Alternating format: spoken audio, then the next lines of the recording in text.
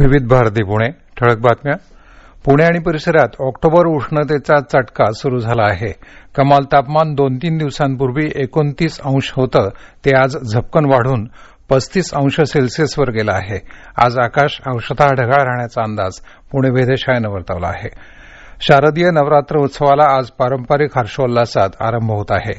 पुण्यातील देवी मंदिरांमध्ये नवरात्र उत्सवाची जय्यत तयारी करण्यात आली आहे. तांबडी जोगेश्वरी, काळी आणि पिवळी जोगेश्वरी, श्री भवानी देवी मंदिर, श्री महालक्ष्मी मंदिर, श्रीदेवी चतुःशृंगी मंदिरात सकाळी विधिवत घटस्थापना झाल्यानंतर रात्री उशिरापर्यंत ही मंदिरं भाविकांना दर्शनासाठी उघडी राहतील.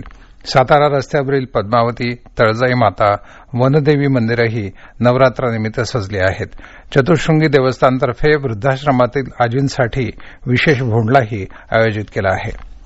पुण्यातील बालेवाडी इथल्या क्रीडा संकुलात झालेल्या राज्यस्तरीय बँड स्पर्धेत ब्रास बँड मुलांमध्ये कोपरगावचं संजीवनी सैनिकी विद्यालय प्रथम, मुलींमध्ये भुसावळचं सेंट एलॉयसिस कॉन्व्हेंट माध्यमिक विद्यालय प्रथम आलं.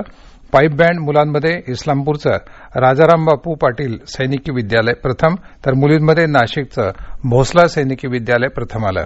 पाईप बँड आणि ब्रास बँड या प्रकारांमध्ये मुली आणि मुलांच्या गटातून प्रत्येकी 6 संघांनी सादरीकरण केलं. राज्यस्तरावरील या स्पर्धेमध्ये 350 विद्यार्थी आणि 24 शिक्षक सहभागी झाले. मध्य पूर्वेतील देशांच्या दरम्यान युद्धाचा तणाव वाढल्यामुळे जगभरातील विमान कंपन्या विमानांचे मार्ग बदलत आहेत किंवा उड्डाणं रद्द करत आहेत. युरोपातील सर्व विमान कंपन्यांना इराणवरील विमान वाहतूक क्षेत्र या महिनाअखेरपर्यंत टाळण्याचा सल्ला देण्यात आला आहे. महिलांच्या आयसीसी T20 विश्वकरंडक स्पर्धेला आजपासून शारजा इथं सुरुवात होत आहे. येत्या 20 तारखेपर्यंत चालणाऱ्या या स्पर्धेत 10 संघ उतरले आहेत. खादी उत्पादनांवर 20% आणि ग्रामोद्योग उत्पादनांवर 10% सवलत देण्यात आली असल्याचं खादी आणि ग्रामोद्योग आयोगाचे अध्यक्ष मनोज कुमार यांनी सांगितलं. ही सवलत 30 नोव्हेंबरपर्यंत लागू राहील. या होत्या आतापर्यंतच्या ठळक बातम्या.